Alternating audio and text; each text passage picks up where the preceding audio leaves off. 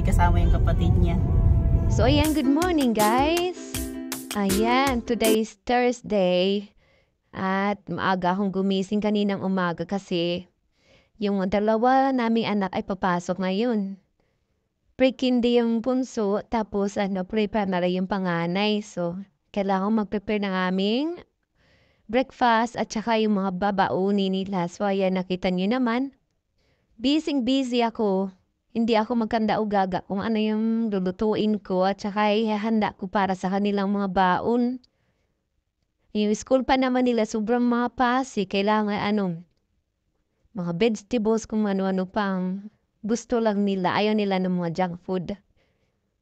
So, ayan, kagigising lang yan ang anak kong lalaki. Ayun.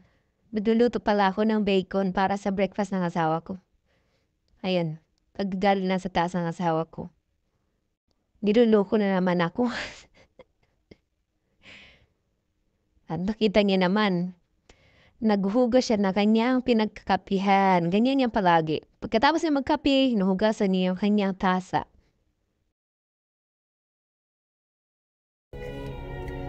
Are you ready for school? Yes. How about David Norman? Are you ready for your school today? Yeah, Mommy. Do you want to hold a stick insect? Oh, no. No, you have to. Because I don't.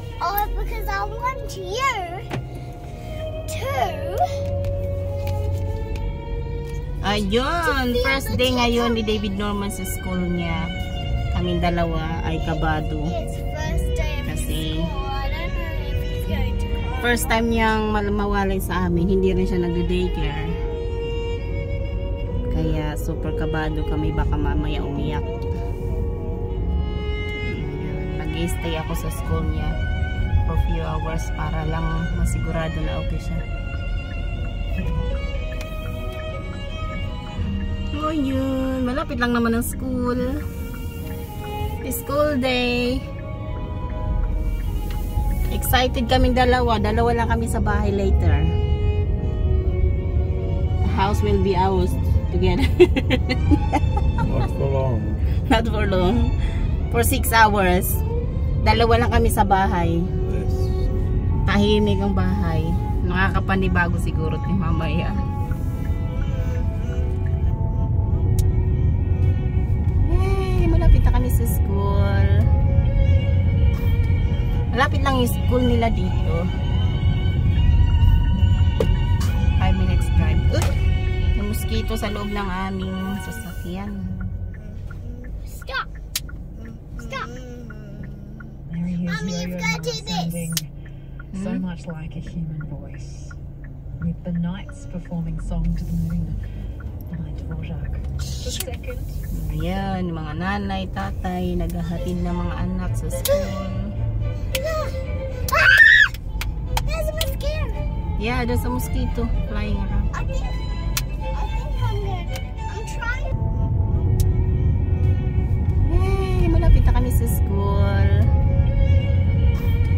Malapit lang yung school nila dito. 5 minutes drive. Yung mosquito sa loob ng aming sasakyan. Stop. Stop. Mary hears Mommy, you've Yo-Yo got Ma to do this. sounding so much like a human voice, with the knights performing Song to the Moon by Dvorak. The second. Ayan, mga nanay, tatay, naghahatid ng mga anak sa school. There's a mosquito. Yeah, there's a mosquito. So ayan, nandito na kami sa school guys. So ayun. I'm trying. Lalakad na kami papasok doon sa school ground. Ayan, makulit pa rin itong aking anak na babae. Pinagmamadali ako. Yung isa, excited oh. Binati pa niya yung lalaki na yun na nakaputi. Good morning, hello daw. Hello, sabi niya. Buti naman nag-friendly yung lalaki. Nag-hello din sa kanya. Ayan, papasok na kami dun.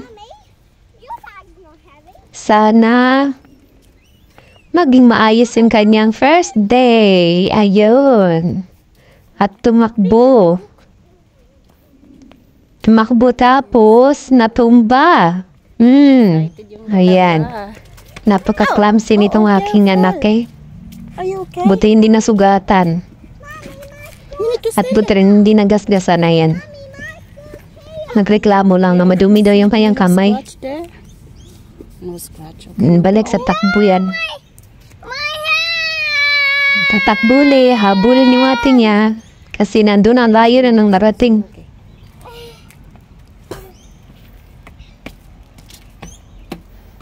May pagka Excited siyang pumasok kaya alam, kinakabahan talaga kami kasi first time yung mawalay sa amin. Run to Isabel.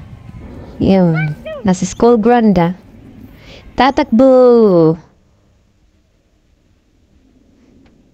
Tapos ito yung nasa loob na kami ng classroom ni David Norman. Tuwan-tuwa siya, ayan, very excited kasi ang daming cars. Alam niya man nating lahat na napaka-addict niya sa cars. Gustong-gusto niya ng mga cars na yan, monster truck at kung ano-ano pang basta cars. Yan, gustong-gusto niya yan. Ayun. So ayun, hinatid na namin at umalis na din kami doon sa school kasi hindi kami pwede mag-stay doon. Hanggang alas 9 lang pwede magulam. Pauwi na kami dito guys. Pauwi na kami. Dalawa na Very strange yung feeling kasi wala mga bata, di ba? Nasanay ka na palagi ka may dala-dalang bata. house. Kasi yung dalawa lang kami. Ayan, pauwi na kami dyan. Nagbumuni-muni. Kung anong gagawin namin. Binibiro ko yan sa ako. Sabi ko mag-date kami. Ayaw. Ayan, pauwi na So, ayun. Nagbabak lang. Ayan, nasa car park na. Ayan yung simbahan guys sa likod.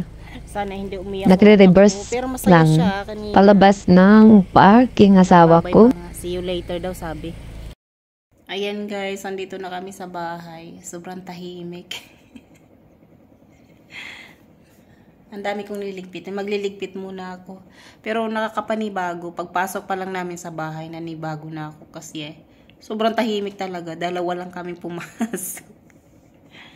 Diyos ko. Ganito pala yung feeling na walang tao sa bahay.